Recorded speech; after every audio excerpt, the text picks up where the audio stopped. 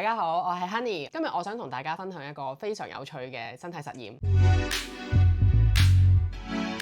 就係7日港式快餐挑戰。香港人生活節奏快，日日都忙到飛起，好多時候我哋都係出街食就解決咗一餐嘅啦。但係我哋經常都會聽到出街食一定好肥嘅，快餐等於係垃圾食品。但而家呢啲講法係咪仲係真呢？因為而家市面上有好多嘅餐廳都推出咗低糖、低鈉、高纖，甚至係低碳水嘅選擇。但係究竟呢啲所謂嘅健康餐係咪真係咁健康呢？如果日日係咁食，會唔會都係會影響到我哋嘅身體呢？呢個就係我今次嘅實驗目的啦。喺接落嚟嘅7日，我會完全放棄自己煮嘅健美餐單，改咗每一餐都會出去食快餐。但係唔同嘅係，我會嚴格將卡路里控制喺1600。我仲會喺實驗嘅前後咧進行呢一個血液嘅測試，同埋仲會請營養師做一個全面嘅專業評估所有嘅數據。期間我會用 Wise Meal AI App 幫我去評估我每餐食嘅卡路里同分量，同埋我會用晒拜柯嘅血糖機持續咁樣監測我喺飲食嘅前後血糖嘅波動嘅。所以無論你係健身愛好者、減緊肥、增緊肌嘅朋友仔，定係日日忙到連飯都好難煮嘅打工仔，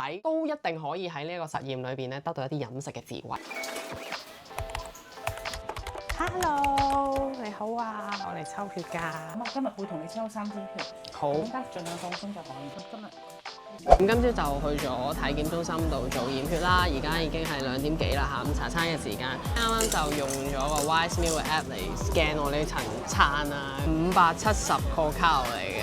咁喺咁多個餐裏邊咧，我淨係揀咗呢一個嘅豉油黃雞髀，跟住佢唔係炸嘅。咁啊，而家開動啦。咁樣一個餐就500幾個卡路里，真係好唔抵。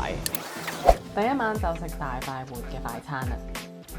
唔該，要個雞胸同米飯，跟住轉個配菜啊！呢塊雞胸合格嘅，真係乾煎，跟住其餘都係蔬菜。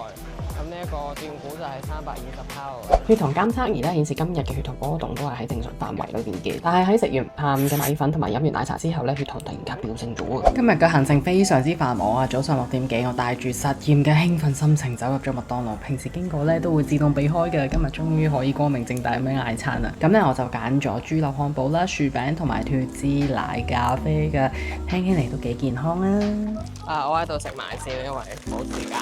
哇，好鹹啊！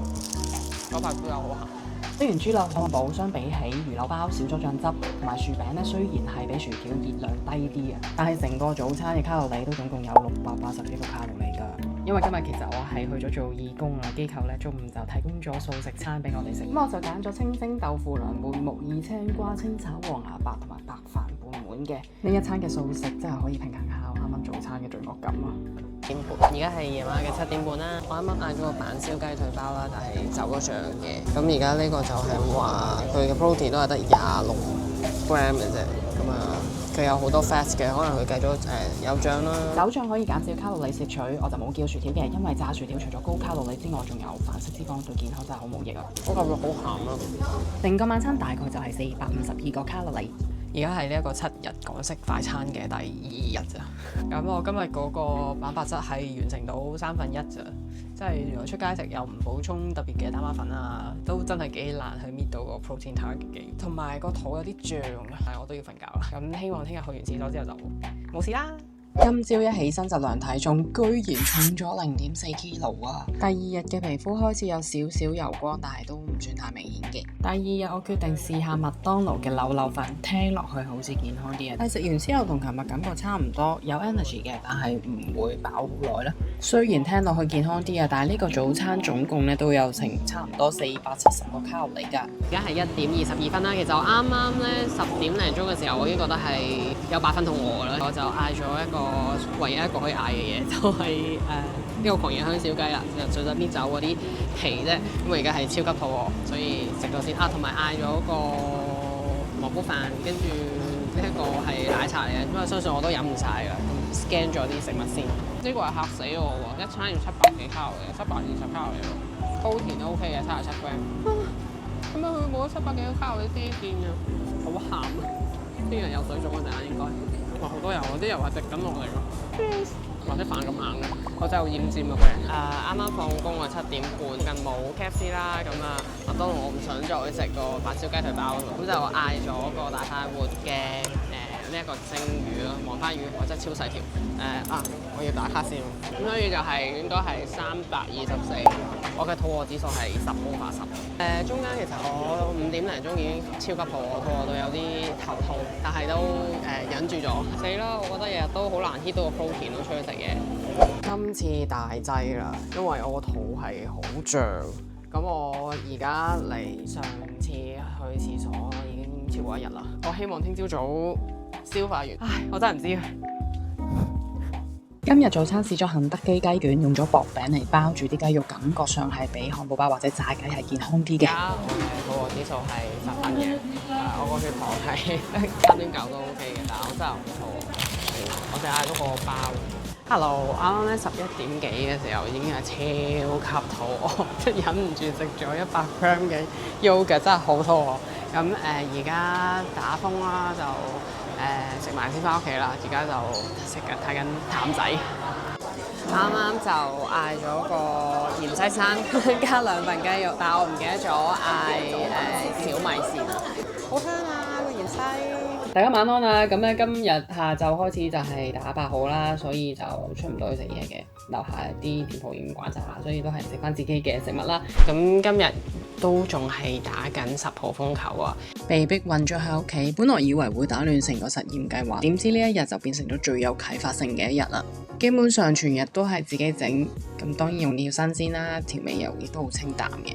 所以全日嘅血糖監測結果嘅波動範圍都係好細嘅，好似條平線咁樣。相比起之前嘅快餐日咧，就差別都幾明顯。最令我 surprise 嘅就係我嘅體重繼續下降到去55.6 kg啊，體脂都跌到去22.6%。呢個係咩概念呢？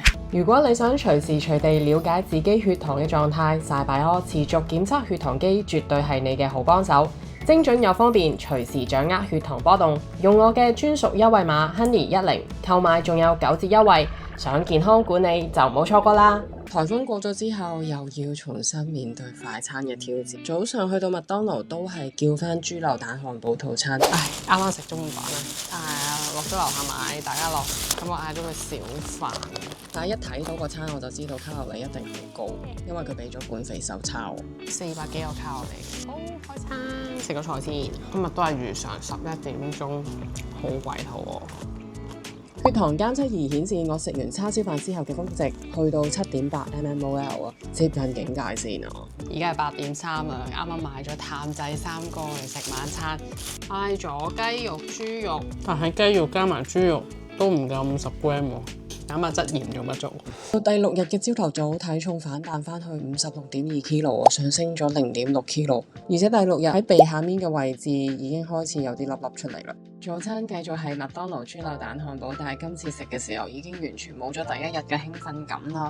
今朝8點半食完早餐之後咧，我一直就頂到而家啦。今日中午就買咗吉野家啦，佢而家有啲好健康嘅選擇啦，蕎麥麵沙律同埋真係有雙拼咁樣有飯添，好豐富，47蚊都幾抵。雖然今次吉野家雙拼雞扒餐係蛋白質豐富，但係整體卡路里都唔低㗎。唔該，我沙律先。終於有菜食啊！今日嘅晚餐係大快活。咁我嗌咗呢一個嘅煎鐵板餐啦，protein 一定夠晒。嗌到個椒汁 ，OK， 好似起凍啦。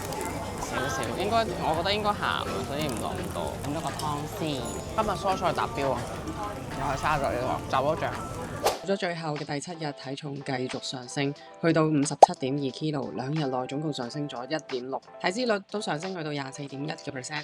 而且起身嘅時候我都覺得好水腫，大家都可以見到我右眼係特別腫嘅。最後一日我決定豁出去，早餐叫咗麥當勞嘅超級珍寶套餐。經過咗幾日出去食之後呢，我覺得個味蕾已經係開始習慣咗出邊嗰啲嘢食。今朝早我隻腳腫咗啊，感覺係好似醬嗰啲水喺入邊咁樣，都係因為出去食咧嗰啲鈉含量太高。點解我唔食嗰個糖漿同埋呢一個 jam 咧？係因為如果早餐咧已經令到自己嘅血糖飆升嘅話咧，嗰一日係好容易瘋狂咁食嘢嘅。中午又嚟到吉野家度食午餐啊，咁今日都係嗌咗雙響碗嘅，就雞同埋牛。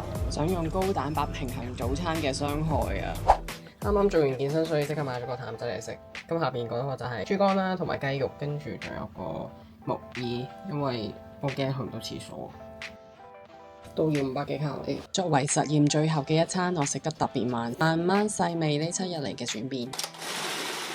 Honey，今日咧同你 review 翻第2次嗰份報告。咧睇翻你兩個報告咧，一啲身體嘅微量元素啦，例如係鈉啊、鉀啊呢啲咧，其實都冇太大嘅浮動嘅，肝腎功能咧都好穩定嘅。但係其中有一樣嘢就係個膽固醇有少少變動。不過其實唔使唔擔心，因為咧始終你7日咧都唔係一個好長嘅時間啦。其實反映到嘅嘢其實都唔會話太擔心佢，因為始終膽固醇咧都會俾你啲遺傳啦、生活習慣啊，或者你身體自己製造嘅膽固醇出嚟都會有啲影響嘅。咁所以而家喺數字上面有少少浮動都唔使太擔心，只要喺正常範圍之內。我而家正常範圍㗎嘛。OK，都係嘅，7日唔係好長嘅時間。其實你個血糖咧，空腹血糖咧都有少少浮動嘅，係高咗少少喎。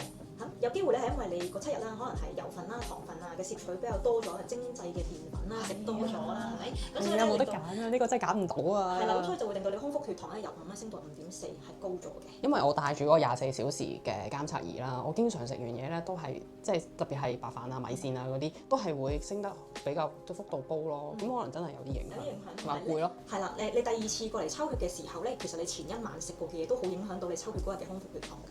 係，如果你前一晚可能澱粉量食得多啊，或者係比較豐富啲嘅，其實都會影響到。好，咁最後咧，我哋講埋一個指數咧，叫做白血球嘅指數啦，係啦，咁咧你就升高咗啲嘅都係。其實咧白血球指數咧都係一啲叫做炎症嘅反應指數嚟嘅，其實。咁有機會係因為你精製澱粉量咧食多咗少少啦，令到身體有啲炎症發生嘅都有機會。但係都唔使咁擔心，因為咧你始終今次呢個白血球指數都係正常範圍之內嘅，咁所以就唔使太擔心嘅。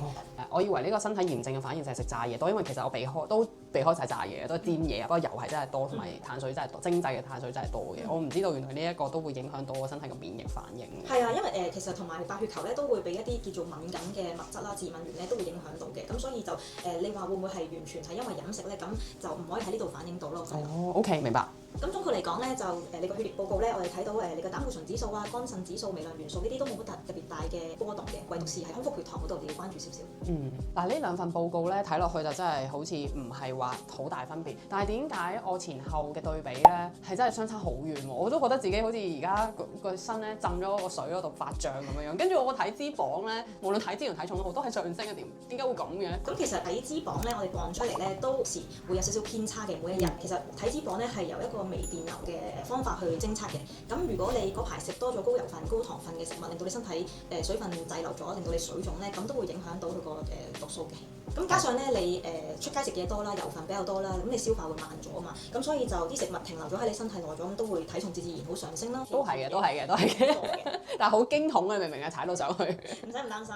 今次嘅7日快餐挑戰真係俾咗我好多唔同嘅新體會。雖然血液指標短期內都係冇乜大嘅變化，但係體脂肪數字上升，而且喺實驗前後我嘅外觀咧都有好大明顯嘅變化。其實好可能咧係因為我嘅水分滯留喺身體啦，而影響到外觀嘅變化嘅，唔一定係增脂，因為咧始終人體都要需要攝入超過7700大個卡路里咧，先至會增加1公斤嘅脂肪嘅。如果冇超過呢個熱量，而且平日嘅活動維持喺咁上下，理論上咧係唔應該會增脂嘅。不過喺快餐方面，高油高糖咧的確係會容易令到身體水腫嘅，而且消化慢咗啦，令到食咗落去嘅食物咧慢咗排出身體嘅，咁體重自然就會上升啦。所以要喺忙碌嘅生活裏邊要食得健康，都係要控制翻食物嘅份量啦，揀低油低糖，多食蔬菜同埋高纖維嘅食物，飲多啲水，間唔中咧補翻啲膳食纖維同益生元，幫助咧我哋排便健康。所以咧快餐亦都唔一定係敵人，出街食咧亦都唔一定係會肥死人嘅。重點係點樣聰明地揀同埋配搭你嘅食物。如果你都係快餐一族，或者想改善翻你嘅飲食習慣，記得收藏呢一條片啊！喺留言區分享你嘅飲食經驗同埋問題，一齊交流同學習。你嘅 story 可能係下一個人嘅啟發㗎。